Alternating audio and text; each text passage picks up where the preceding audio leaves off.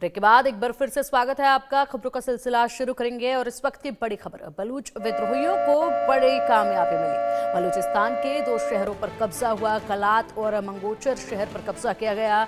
पाकिस्तानी सेना शहर छोड़कर भागी है। बलूच विद्रोहियों ने सरकारी इमारतों पर भी नियंत्रण कर लिया है। अब देखिए किस कदर यहाँ पर बलूच विद्रोही जो हैं ऐसे में अपने हक की लड़ाई जो लड़ रहे हैं, आज़ादी की मांग लगातार कर रहे हैं। बड़ी कामयाबी उनको मिली है और कामयाबी देखिए, बलूच विद्रोहियों ने यहाँ पर सरकारी इमारतों पर भी कब्जा कर लिया है। और इसी के साथ लगातार यहाँ पर जिस तरीके से ये लंबी लड़ाई लड़ते आए थे उसमें अब जाकर कहीं पर कुछ कामयाबी इनको हासिल होती नजर आ रही है। 2 शहर जिन पर पूरी तरीके से कब्जा किया, इन दोनों शहरों से पाकिस्तान की आर्मी भाग खड़ी हुई है। और ये कोई पहली दफा नहीं है, क्योंकि जब भी कुछ ऐसी स्थिति आती है तो पाकिस्तान की आर्मी जो है वो वहां से भाग खड़ी होती है।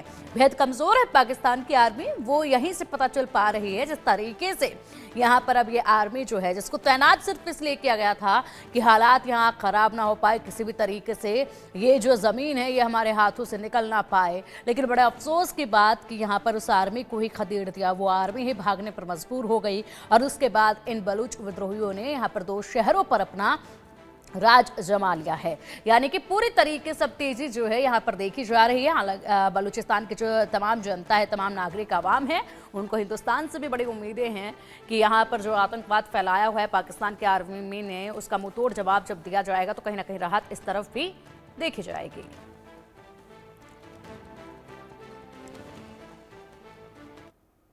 भारत पाकिस्तान तनाव के बीच बांग्लादेश की एंट्री, यूनिस के करीबी ने भारत के खिलाफ जहर उगला है। भारत के पूर्वोत्तर राज्यों पर कब्जा कर लेना चाहिए ये कहा है। चीन के साथ मिलकर कब्जा करना चाहिए ये कहा है।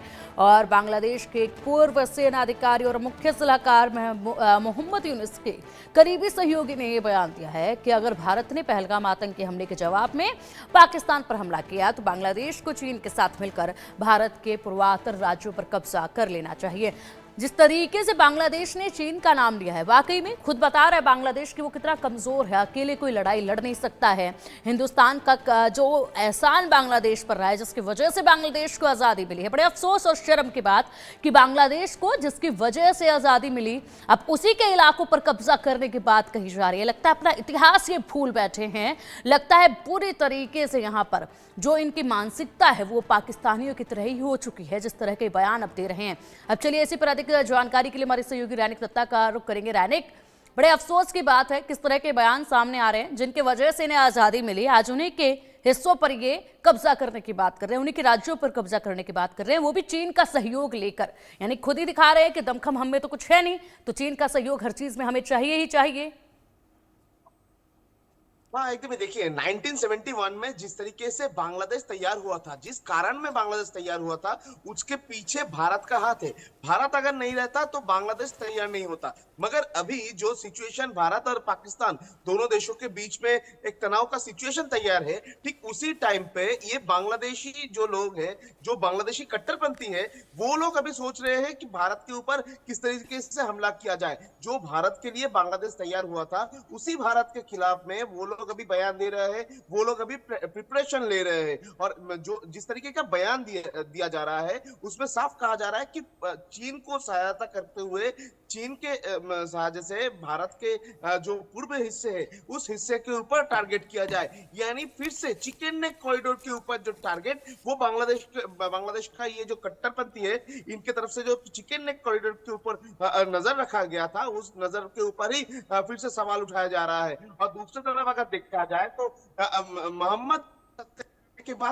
मोहम्मद यूनिस सत्ता के आने के बाद से ही पाकिस्तान के साथ जो करीबी रिश्ता, पाकिस्तान के ऊपर जो प्रेम, वो देखने को मिला था बांग्लादेश का ये गवर्नमेंट का। और बांग्लादेश का जो कट्टरपंथी है वो लगातार पाकिस्तानियों का सपोर्ट करते थे, पाकिस्तान का इस तरीके से समर्थन करते थे कि बांग्लादेश में आकर पाकिस्तान आर्मी बांग्लादेश आर्मी को ट्रेन करेगा, इस तरीके का प्लानिंग भी चल रहा था। और उसके अलावा देखा गया कि बांग्लादेश का प्रधानमंत्री जो इंटरिम चीफ है मोहम्मद यूनिस, उनके साथ पाकिस्तान शहबाज शरीफ का मुलाकात भी हुआ था। उस दौरान बहुत सारे बातचीत भी हुआ था। पाकिस्तान का जो आईएसआई एजेंट है वो टीम भी बांग्लादेश में आ पहुंचे थे, बांग्लादेश में आके बातचीत किया था। ठीक इसी टाइम पर यही सबसे बड़ा देखने का जगह था कि भारत और पाकिस्तान दोनों देशों के बीच में जब ये तनाव का माहौल चल रहा है, ठीक उसी समय पे बांग्लादेश का स्टैंड पॉइंट क्या रहेगा। और अभी जो देखने को मिल रहा है उसमें साफ हो चुका है कि बांग्लादेश का पाकिस्तान प्रेम जो है वो बार बार से सामने आ बिल्कुल रहा है। रैनिक, एक और बड़ा अपडेट सामने है, उसका भी रुख कर लेते हैं, उसके बाद आते हैं आपके पास अधिक जानकारी के लिए। बांग्लादेश में सक्रिय पाक खुफिया एजेंसी आईएसआई भारत के खिलाफ आतंकी साजिश रच रही है। आईएसआई ने ढाका में कट्टरपंथियों के साथ बैठक की है। हिफाजत और खिलाफत मजलिस के साथ 2 बार इनकी बैठक हो चुकी है। नॉर्थ ईस्ट राज्यों में आतंक फैलाने का ये प्लान बना रहे हैं। बांग्लादेश में पाक के हाई कमिश्नर कट्टरपंथी जमात के साथ कर चुके हैं ये सीक्रेट बैठक और अब इसमें रणनीति बनाई जा रही है। ढाका के पाक उच्चायुक्त में भारत के खिलाफ यहां पर आतंकी साजिश रची जा रही है। आईएसआई ने ढाका में कट्टरपंथियों के साथ बैठक की है रैनिक, और बैठकें देखी जा रही हैं जिसमें रणनीति जो है वो भारत के खिलाफ बनाई जा रही है। भारत में आतंकी साजिशों को अंजाम देने के लिए रणनीतियां बनाई जा रही हैं।